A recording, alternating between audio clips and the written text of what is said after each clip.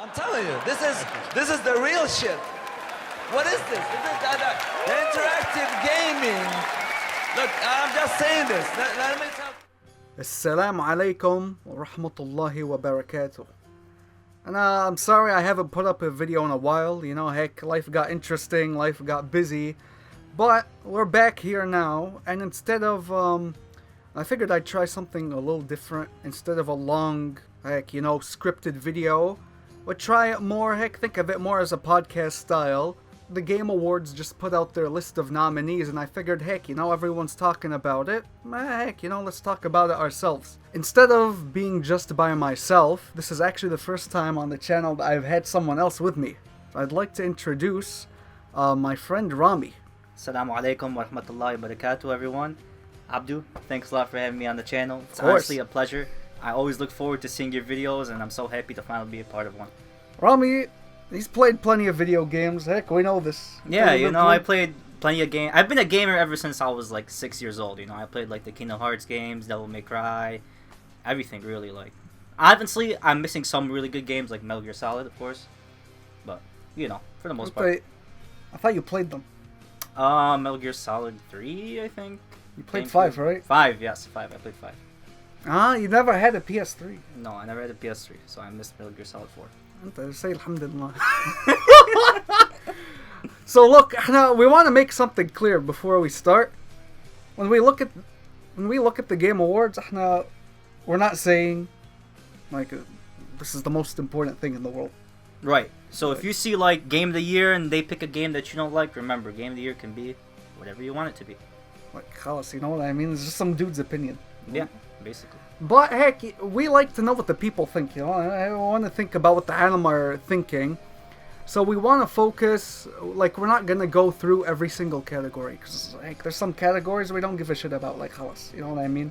Like, we don't care about best family game. We don't have families. We just...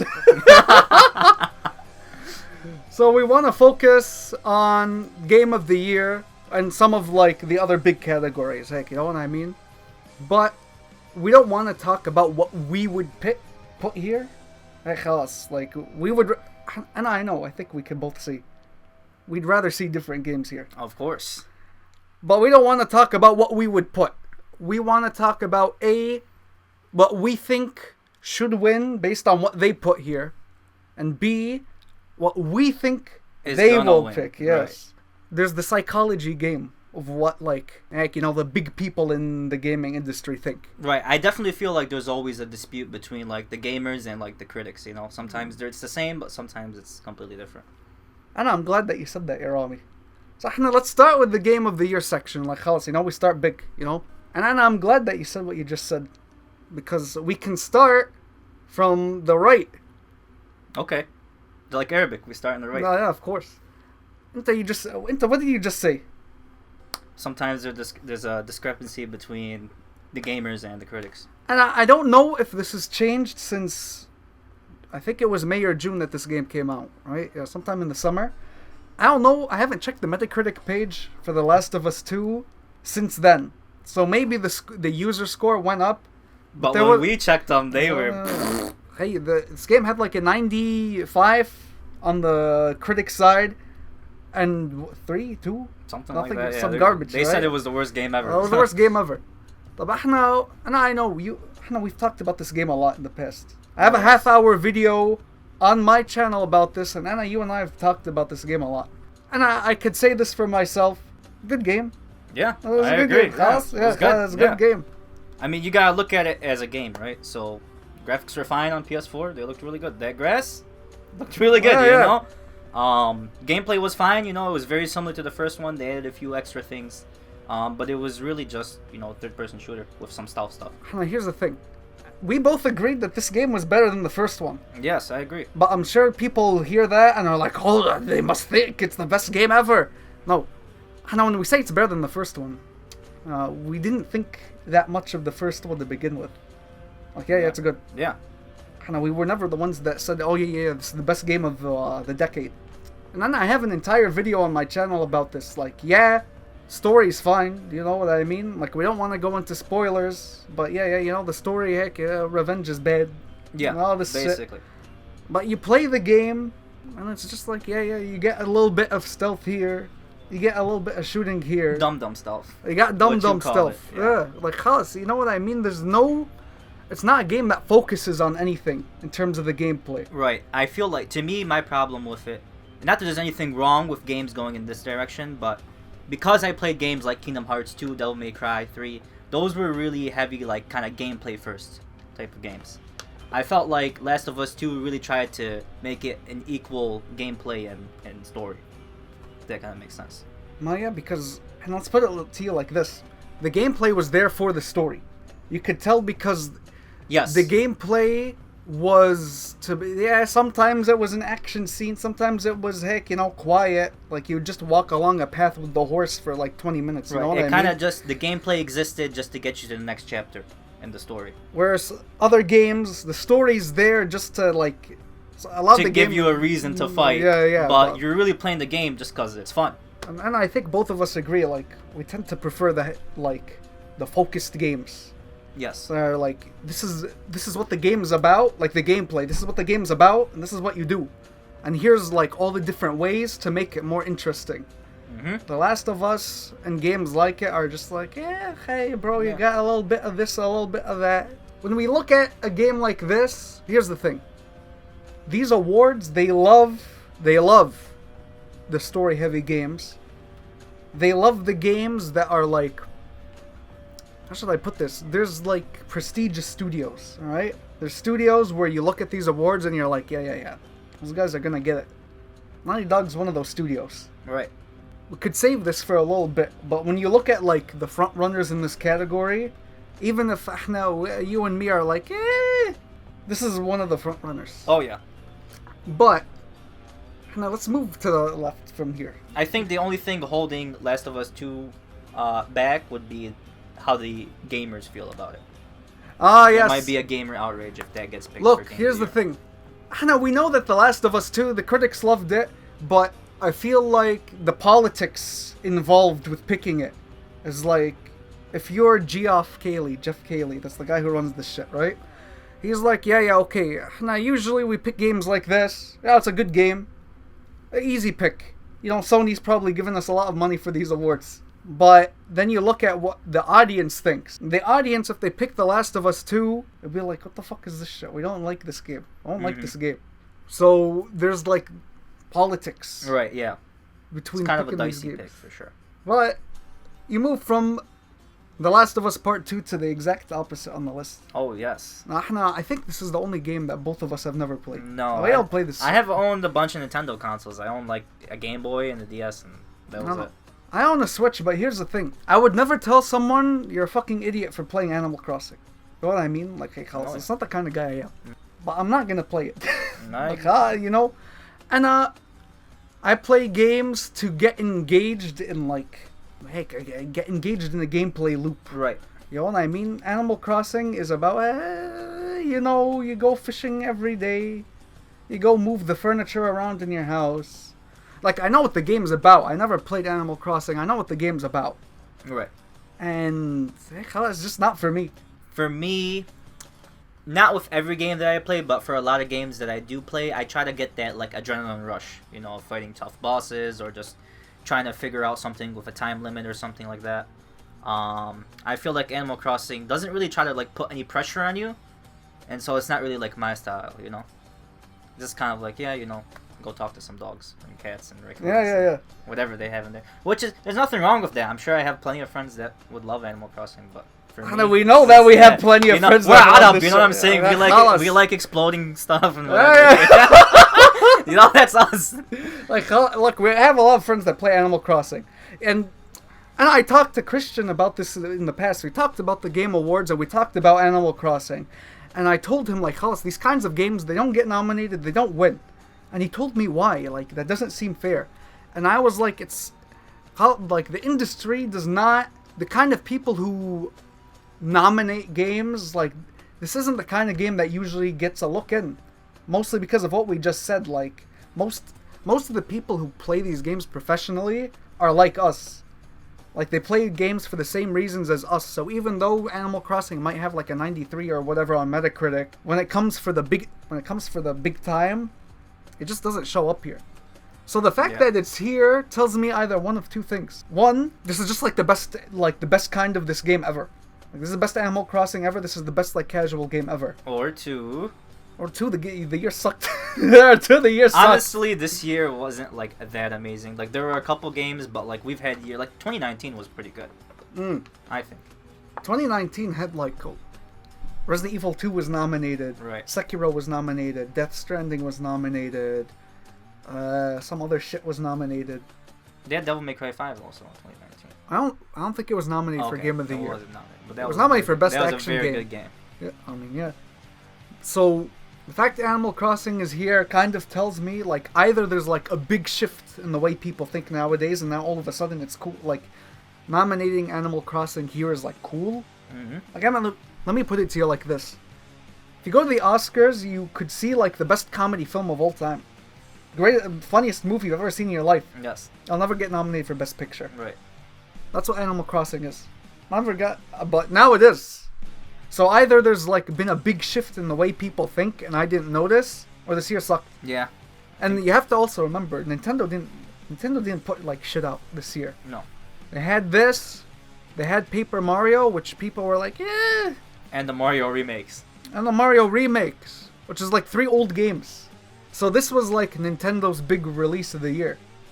So I don't know if there's like this feeling that we have to give Nintendo something, so I'll Of give them course, Animal Crossing. yes. In 2019, Smash was here. Yeah, Smash was nominated for Game of the Year. Right, because it came out in December of 2018. Yeah. And they just moved So it over. same shit here. So yeah, I think they were just like, hey, we gotta give Nintendo something. Animal Crossing, heck, it'll never win.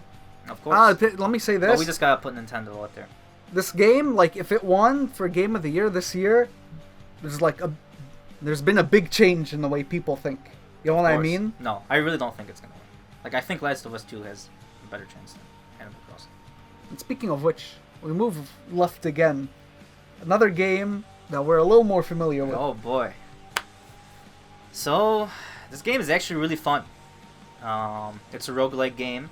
I never really played too many roguelike games before, but me just getting into it, it was really easy to understand. It gave you all these different power-ups, and it really, like, remember how we said about gameplay first? This is really like a game first. Like, yeah, there's some story, but it's mostly just, Zeus and whatever saying some random words. It's like, hey, you know what I'm saying? Whatever. Thanks for the lightning, bro. Like, Yeah. so, yeah, I just like it because the gameplay is fun. Look, I've been a big fan of Supergiant games over the years. The last game they put out was Pyre. That was the visual novel mixed with NBA Jam game. I like that game a lot. That was one of my favorite games of that year. I own Hades. I've not actually played it yet. Right. Rami played it. Yeah, I played it on your computer. So I haven't had time to play it yet. I watched him play it. So I understand, like, it plays like Bastion and Transistor, which were their two previous, like combat heavy games. Okay. But it looked to me just like you played for what, like 2 hours? Yeah, I thought I was only gonna play for 30 minutes, and then like legit, I just looked down. I was like, "Whoa, look at the time!" And I told you, "Yeah, wait 10 more minutes. I just want to get 10 more minutes." And In those 2 hours, I watched you get like all these crazy moves. You got a bunch of different weapons and like. yeah, bro, I became Hawkeye, and I was shooting Yeah. like ricochet arrows and Like every time you came out, like Zeus would give you some shit, Yeah, or bro, one Zeus of is the my other boy. guys would be like, yeah, here are different power ups that completely change the way you play. Yeah. Here's like a different weapon that completely changes the way you play. And even the story, even though there wasn't that much of it, it was just fun to make fun of, really. Like every time I would go up to Hades, I'd be like, "Baba, I got my ass kicked. Can I have a machine gun?" I was like, no. Well, look, I've never been a huge fan of roguelikes because there's a point in time where you die and I'm not gonna say that like story's the most important thing in the game, but you can tell like when you keep getting set back to the beginning, you're just kind of like, I don't feel like there's been any progression. Right. There's been gameplay progression. Like in a lot of roguelikes, and Hades does this too, they'll give you some permanent unlockables. Mm-hmm. So that you can be like, okay, I'm getting new things that make each run feel a little like different. But heck, you're just not like making real progress into like a game world, into a game story, you know what I Right. mean? But and I haven't played enough of it to know, but it seems like every time you die, the game does give you a little more story. Yes. Like, so the dying is like tied into the plot. Yes. So I think that might be what gives it the edge. Yes. There were some of I think those purple currency, whatever I had, that allowed me to get some permanent unlockables. Yeah. So it did feel like I was progressing a little bit. But it definitely gets annoying. I remember I had like 200 HP and I fought like this vampire girl or something. The harpy? She killed me and then, the harpy. No. What the fuck Fury. are they called? Yeah. The Fury, yeah. And yeah, she killed me and then I had 50 HP again. Yeah. And I was like, whatever, okay, I see it. It feels bad to have a good run, like you're getting good power-ups and good pickups. Yeah. And then you die, you still die. And then you go back to the beginning and like, I'm never gonna have a good run like that good ever again. Right. But I haven't played, and I'm hoping, there's a chance that this might be the best game on the list. Yes, it's really fun, and honestly, if you haven't played it yet and you have a computer that runs it, play it. I think it's also on Switch, so you can also play it on that. Graphics look good. I mean, Supergiant, the graphics you saw how their games look. Mm-hmm. Always good graphics. Good music. It's just like a good package. And it's only $25. So, I hope that, I have more to say about the game. I know it's popular. This game has been at the top of the Steam sale charts for a long time. How I heard about it, literally, I was just in a group chat with my friends, and someone brought it up, and then everyone started playing it, and I was the only one that couldn't. But I got to play it too. Did you buy it yet? No, not yet. I should get it. I was too busy playing Call of Duty. Which is not on this list. Which is not on this list. No, Call of Duty's fun, but I don't think it's a Game of the Year material. Speaking of not being Game of the Year material, look, this is another game that I played a bit of. I don't think you've played Ghost of Tsushima. I have not played a single bit. I've played Sekiro, which is... Is it similar to Sekiro? Okay, look. Here's the thing. Ghost of Tsushima is made by a company I really like. Naughty Dog. Not Naughty Sucker Dog. Punch. Sucker Punch. They made Sly. I played the shell of the Sly games. Yeah. Played the shell of those games. Yeah, he's a raccoon. Yeah. You ever play Infamous? Yeah. Same people. Cousin's house, yeah. Same people. Look. And I like the studio a lot. I like the idea of the game a lot. Heck, open world samurai game. But look, man. I played it. And I didn't play it from beginning to end. So I'm sure some people are going to be like, I'm full of shit. And you know what, honestly? If you want to say that, say that. But what I played, it is the AAA game. Yes. Of today. It's an open world game. Heck, you got the dumb stealth. By the way, the stealth is just not good. And I didn't feel the stealth was good at all. One thing that you told me about Ghost of Tsushima, similar to Last of Us 2 again, is that it didn't focus on one thing. It kind of just gave you a little bit of this, a little bit of that. Yeah. And I think if it was specialized in one particular thing, like the combat or the story or anything, it would have been a better experience. The stealth is very dumb stealth. Combat was more interesting. You have it does some interesting things with the combat. Okay. But the fact that the game lets you not do the combat, it just tells me it's if you had made the game shorter, this is a long game. Okay. If you had made the game shorter, focused on making the combat more interesting, because that's the best part of the game is the combat. You made that more interesting, I'd be yeah, you know what? The game's pretty good. Well, no, you have to make sure to get everyone. You have to get the people, heck, you want a little bit of stealth, yeah, you want a little bit of combat. You want this big open world. I didn't feel the world was that interesting.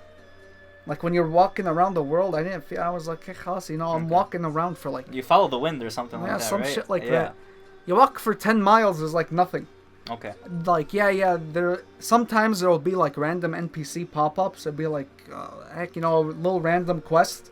But if you compare it to most other big open world games like Red Dead Redemption 2, right, or that was Witcher amazing 3, game. Also an amazing game. Yeah, Red Dead Redemption 2, that's a great game.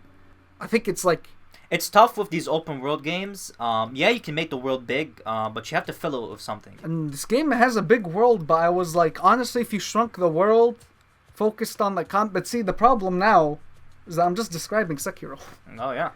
Although Sekiro also has some dumb stealth in it as well. Of course. But Sekiro is still mostly about the combat, so it's not fair. And I did this to Dragon Quest XI too, where when I was playing Ghost of Tsushima, the only thing I could think of in my mind was Sekiro. And خلاص, like, just From Software's gameplay model to me is more interesting than Ghost of Tsushima's, than like the usual AAA game. Like, I like the way From Software has like its map and its world. You know, it makes it like the combat.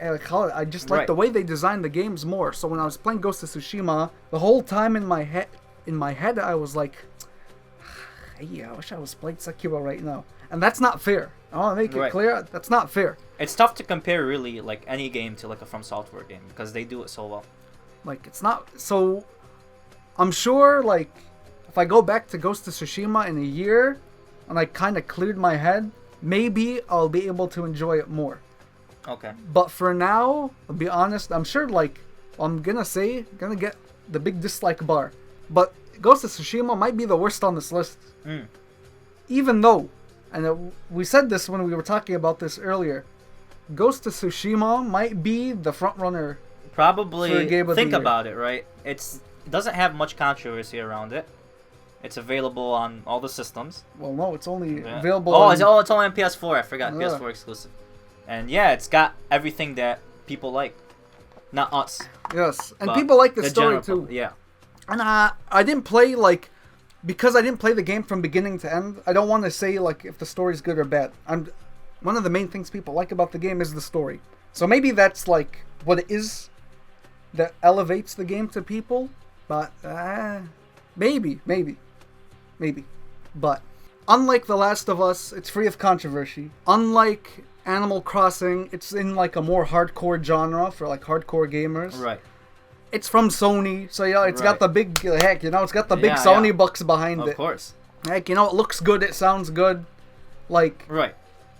It's got kind of all the key things that people are looking for in Game of the Year. So, I think it's the easy choice. Like, I think Ghost of Tsushima is an easier choice for the judges to make than Last of Us 2. Even though...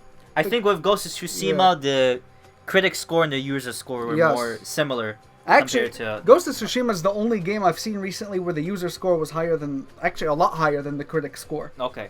Like, the critic score is like 82 on Metacritic. The user score is like 93. Right.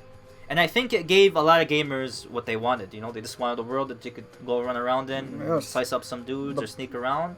And that's fine, you know? The problem is that we have a lot of those. We have a lot of games like that. But sure. It's fine. Like, if it gets Game of the Year, I'm fine with it. We moved from a game, like... And I know it's been hard because, like, we didn't play that much of Hades. We didn't play that much Ghost of Tsushima. We didn't play Animal Crossing at all. But the next two games we're very familiar with. Oh my god. Mut'a Fantasy 7. All I have to say is that the models in this game look really good. Yeah. Tifa is always #1 girl. The gameplay was good. I followed the gameplay actually. I remember reading this once, and they said it was supposed to be a turn-based game that didn't look turn-based, basically. So you're gonna take damage no matter what. It's not like you roll to avoid damage like in Dark Souls. I think this the main gripe I had. Really, the game was really good, and if it wasn't for this one part, I think it would have been Game of the Year. Yeah. It's the stupid ending. That's the fucking worst ending I've ever seen in my life. Like, what the fuck were they thinking? Look, we don't want to spoil it for people, but I'm sure a lot of, like... We don't have to say what happens, but I'm sure a lot of people who are interested in watching a video like this already know what we're talking about. Oh, yes. Look, Anna, here's the thing, okay? Hannah, we're both big fans of the original game. Oh, yeah. I love the original game. I actually played the original right before going into the remake because I wanted to refresh myself, and I fell in love. Like, I got myself to level 99, and I was killing everything, and yeah.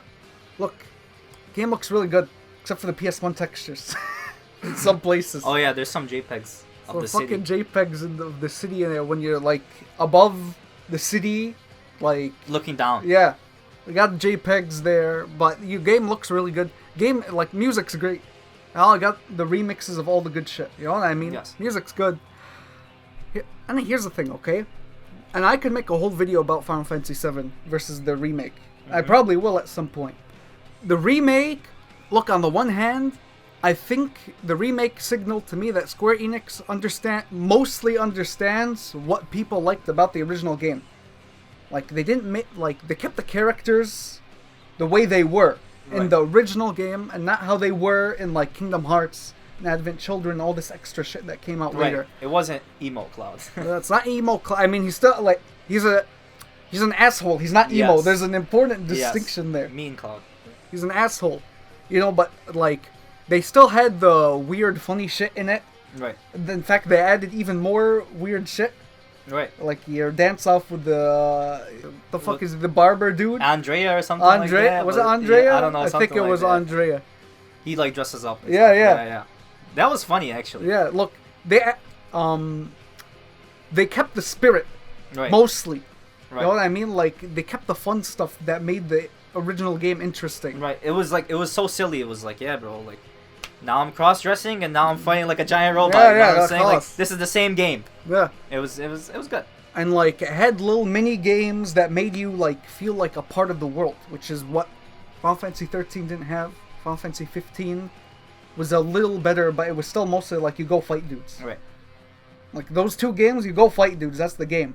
Final Fantasy 7 Remake, heck, you know, you have the they have a lot of little can mini literally, games. Yeah, do like push-ups, pull-ups, challenge the gym guys. You know, that was fun. There were like little things where I remember there was one where you play as Aerith and Tifa, and you like do this weird pumping thing. Yes, I do remember that. To like open a door or something like that. It's a very small thing, right? Yeah. Most people wouldn't think about it, but it's the stuff like that that makes you actually feel.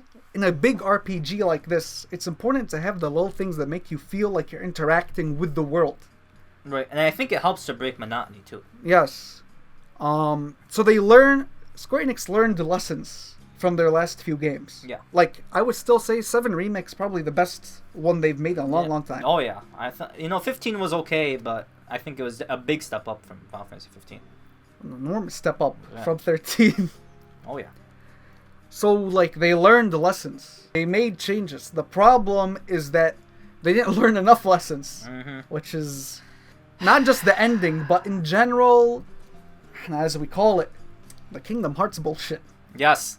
You can't leave it alone. You have to have the Kingdom Hearts weird bullshit in it. They honestly, if they would have kept the story exactly the same as the original, no one would have been mad. Everyone would have been happy, in fact. Look, and Anna, I might go into this in a different video, right?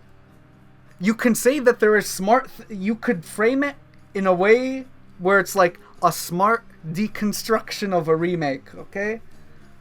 Like, I've seen people make those arguments, right? But at the end of the day, I don't feel like they did it in, like, that interesting of a way. Like, I feel like the way they did it was very Kingdom Heartsy. Yeah. We're not saying that it should have been exactly like the original because we're old men who like hell, so we can't accept new ideas. You know what I mean? Yeah, it's fine if they change things. But they could there's stuff that they added that was good. Yeah. Like the dance off with that weird dude. That was like, great. Like that whole part, like a lot of the stuff they put in Midgard was fine. Like they made Midgard like an actual city rather than like an hour tutorial, you know? Yeah. But really, like the ending, like just doing a bunch of stupid stuff. Really, that's it. Like that's stuff that should have stayed in Kingdom Hearts. Yeah. Why bring it to Final Fantasy VII? So yeah, like. And what's funny is that they probably put in development time and writing time into this. No one wanted it. No one wanted it. You know, like they could have just did it the easier way and just use what they already had. And I will see, like, it's also hard to judge it right now because we need to see where it's going. Yeah, just give it 5 more years. Yeah, 5 more years. Heck, Klaus, when we're old men, our grandchildren, yeah, they'll be able to play Final Fantasy VII Part 3. So until then, like, and I don't want to be as harsh. Like, and I'm interested to see where it goes. Yes, no, it's possible they'll get rid of the stupid stuff, but I feel like they're gonna keep it. I don't know. I don't know. It's a gut feeling. But no, Final Fantasy VII is definitely the one. Like, regardless if it's my favorite, it's the one on the list that we feel the strongest about. That was the one that like got me. You know what I'm saying? Heck, we're old men. We played the original. You know what I mean? Yeah, I think it's the one that means the most to us. Yes.